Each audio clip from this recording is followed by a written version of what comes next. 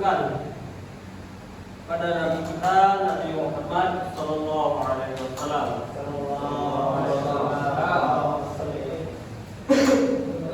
Baik, di sini Bapak pertama kali masuk ya di sini. Bapak akan menjelaskan tentang alam semesta sebagai tanda kekuasaan Allah Subhanahu wa taala.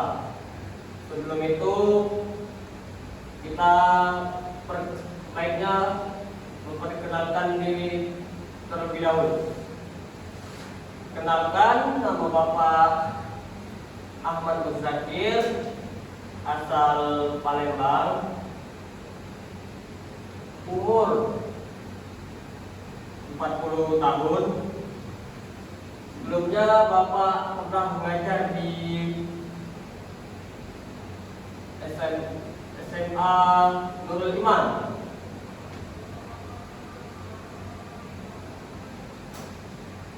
Ada yang mau ditanyakan? Pak. Ya. Bapak tinggal di mana, Pak? Apa? Bapak aslinya di mana? Asli Bapak tinggal di Palembang. Inilah. Ya. Mana ya Pak? Palembangnya di Tabati. No. Itu rumah kawan aku. Nah, di mana aja Bapak? Di Tabati ya, teman-teman. Umur Bapak berapa, Pak? Kalau umur Bapak 40 tahun. Maklum lah. Berarti aku punya anak ya, Pak? Ya, Pak, punya anak. Dua. Ada lagi yang mau ditanyakan? Tidak ada, Pak. Tidak ada. Baik, kita absensi terlebih dahulu.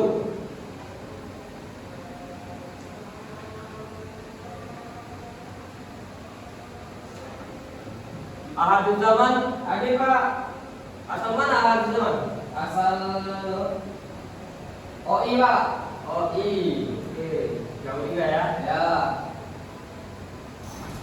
Fauzan Nadim. Perkenalkan, nama saya Fauzan Nadim, asal dari Sermando, Kecamatan Batu, Kabupaten Batu, Sumatera Selatan. Asal sekolahnya di mana? Sekolahnya alhamdulillah saya dari Pondok Pesantren Islam Sermando. Masya Allah.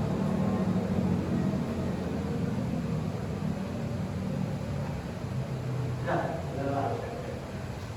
selanjutnya yaitu Gibran Muhammad Afisena. Ada Pak, Asal mana Gibran? asal dari Texas Pak. Asal banget ya. Ya Pak, Texas Pak. Sebelumnya pernah sekolah di mana Gibran? Kalau sekolah di Palembang Pak, di Palembang. Di mana ya? Kalau boleh tahu. Di Mendua Pak. Bandua. Oh, di sini lah kan ya. Ya.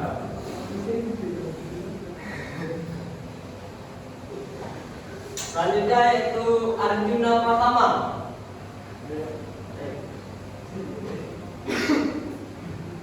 Asal mana Arjuna? Lampung Pak. Lampung. Lampung bagian mana itu? Selatan, Di utara, pantai Pak. selatan kan? Sebelumnya pernah sekolah di mana Arjuna? Prabu. Oke. Selanjutnya itu yang terakhir ini. Di mana Bayi Salam? Saya Pak. Asal mana ya mana? Asal Oku Pak, Pekajau. Oku. Sekolah yang dulu di mana? Di Pekajau. Di Batara di Malang. Oh, berarti sini merantau ya? Iya Pak. Berarti sini merantau kan ya? Ya. Oke, hampir semua ya. Baiklah, di sini Bapak akan menjelaskan tentang alam semesta sebagai tanda kekuasaan Allah Subhanahu wa taala. Alam semesta memiliki cakupan yang sangat besar. Di dalamnya terkandung ragam ciptaan dan peristiwa yang mengagumkan, tak seorang ahli pun menciptakan dan mengaturnya. Sehebat apapun ahli tersebut, semuanya tercipta terjadi hanya karena kehendak Allah Subhanahu wa taala. Dialah Allah Subhanahu wa taala yang satu-satunya yang maha berkehendak, yang maha kuasa atas segalanya. Alam semesta terjadi karena kehendak Allah Subhanahu wa taala. Dia yang maha kuasa, Dia yang maha berkehendak, Dia segala penciptanya.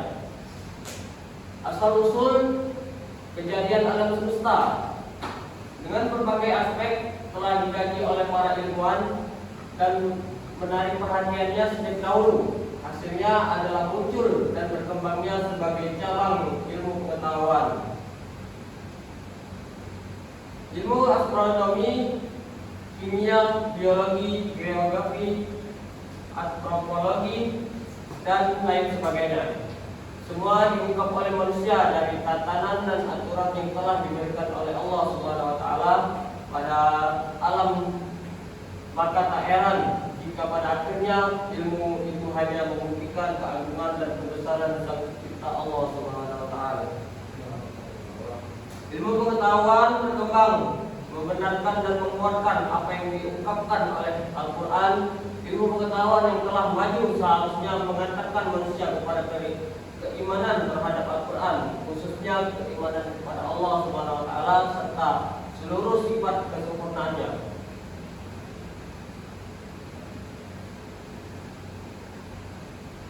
Untuk membedakan materi pada bab ini,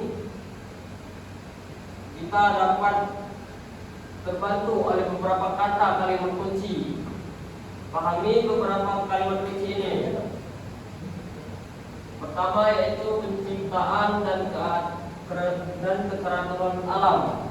Yang kedua, kandungan Quran surat Al-Anbiya ayat 21 dan Quran surat Al-A'raf ayat 54 tentang penciptaan dan keteraturan alam semesta. Yang ketiga yaitu bacaan gunnah.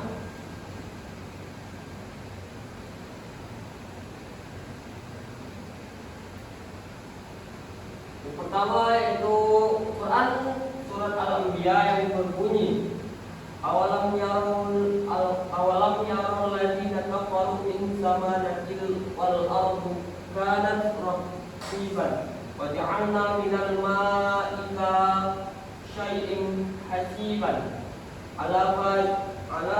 afala yu'minun.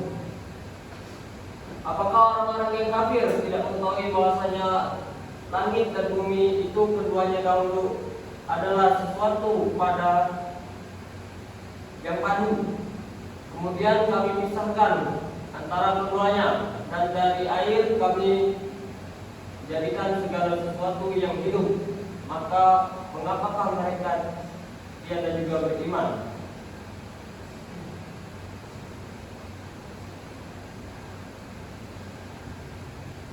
Yang ketiga yaitu menerapkan hukum bacaan gunnah. Al-Quran dibaca sesuai dengan aturan pada ilmu tajwid. Salah satu aturan dalam ilmu ini adalah hukum bacaan gunnah. Hukum bacaan gunnah adalah apabila terdapat huruf nun bertasydid atau mim bertasydid, maka dibaca gunnah atau dengung. Yang sempurna cara membacanya adalah dibaca dengung dengan panjang dua harokat. Setiap membaca nun atau mim yang bertasydid, cara membacanya dengan mendengungkan nun dan mim bertasydid itu. Sifat gunnah menjadi inti pada hukum bacaan gunnah. Hukum bacaan gunnah terdapat pada hukum bertasydid, yaitu hanya pada nun atau mim tasydid. Selain nun atau mim tidak dapat dibaca dengan gunnah.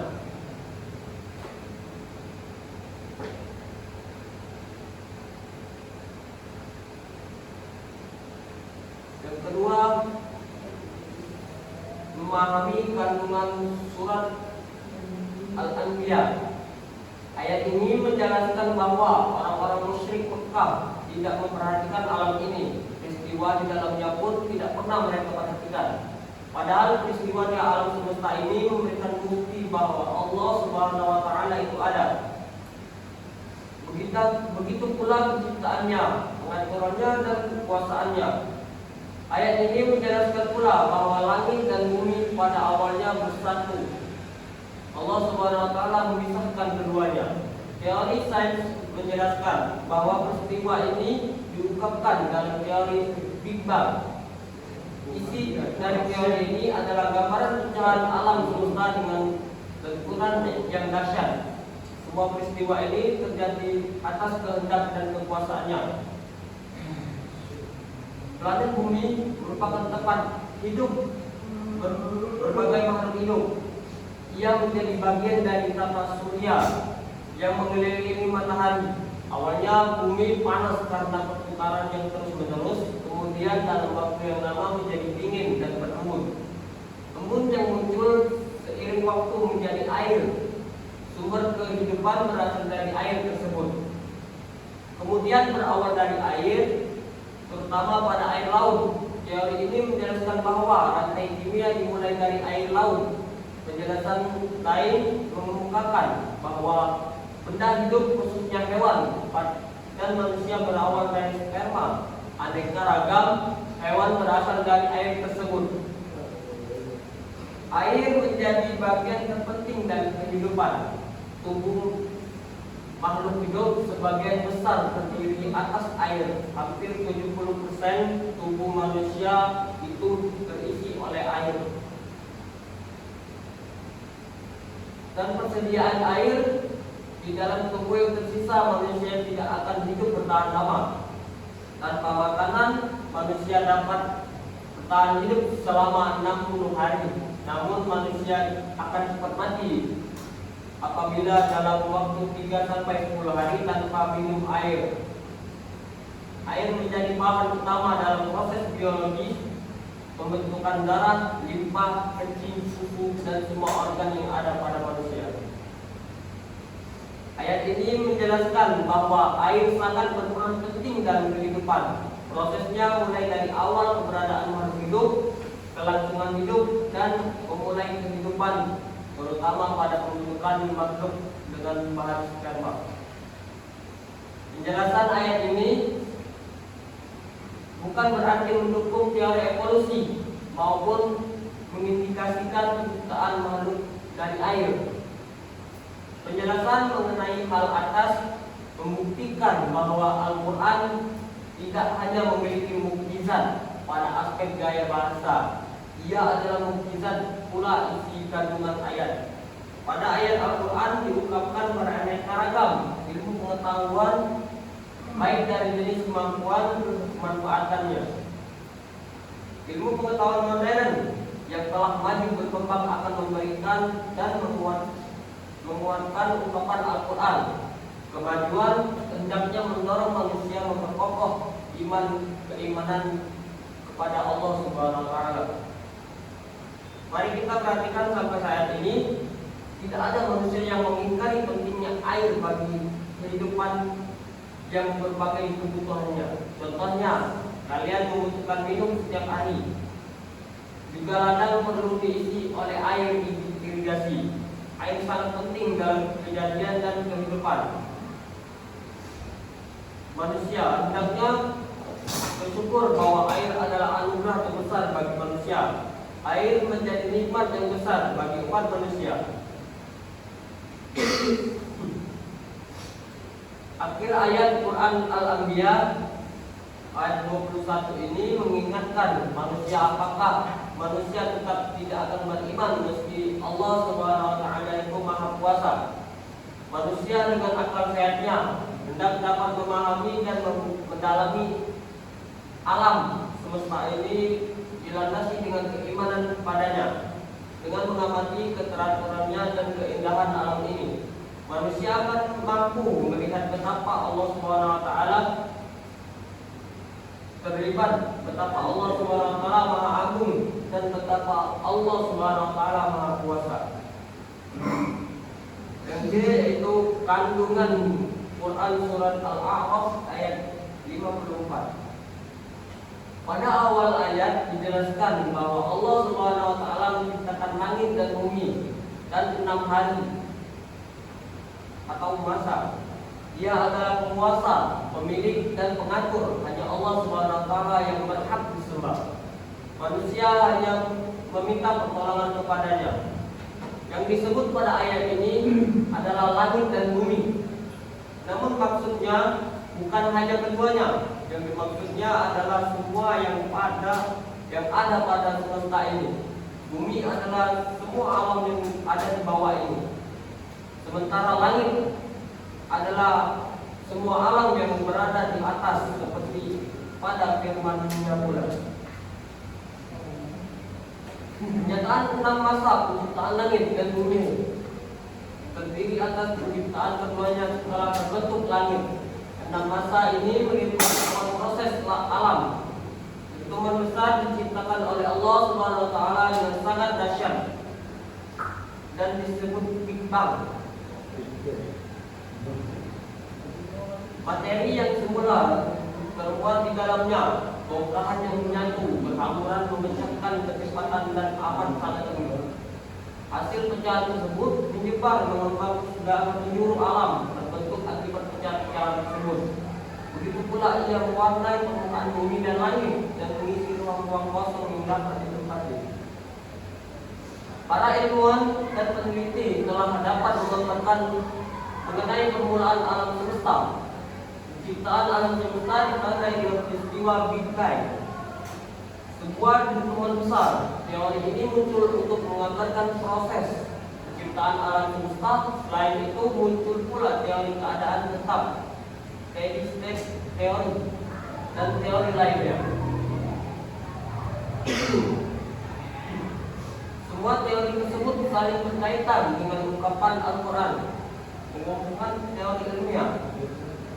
Dengan Al-Quran tidak berarti memandang Al-Quran sebagai teori, sebab teori hasil temuan manusia bisa berubah, sedangkan Al-Quran tidak akan pernah mengalami perubahan. Bumi dan isi langit seluruhnya adalah satu kesatuan.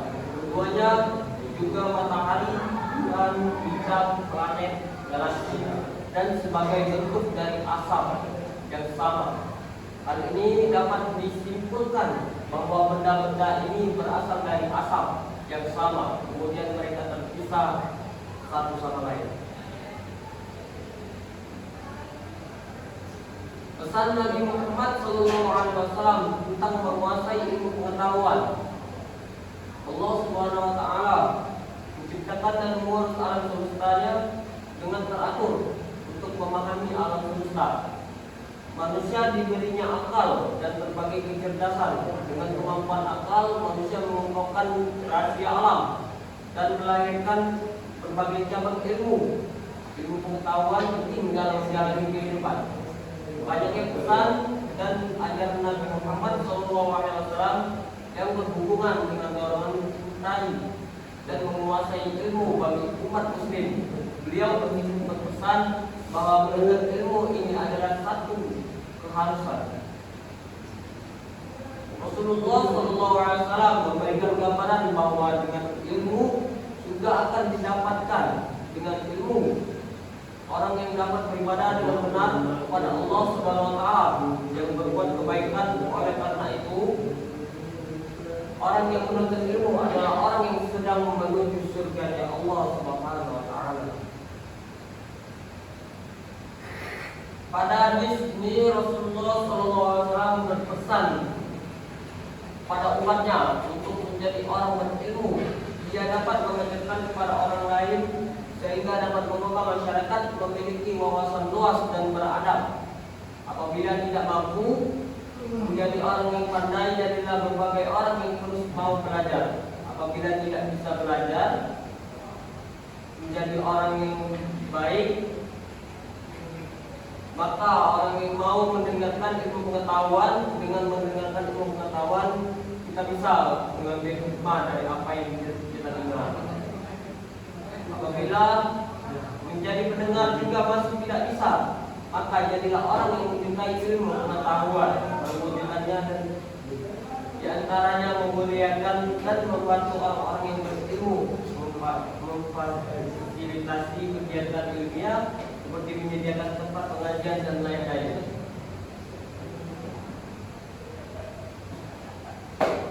Kalian jangan menjadi orang yang kelima, orang yang tidak berilmu, tidak belajar, tidak mau didengar, dan tidak menyukai ilmu. Apabila yang kelima ini dipilih, maka akan celaka. Sekian penjelasan dari Bapak. Mungkin minggu depan akan kita lanjutkan lagi, karena Bapak ini lagi ada waktu untuk kelas selanjutnya.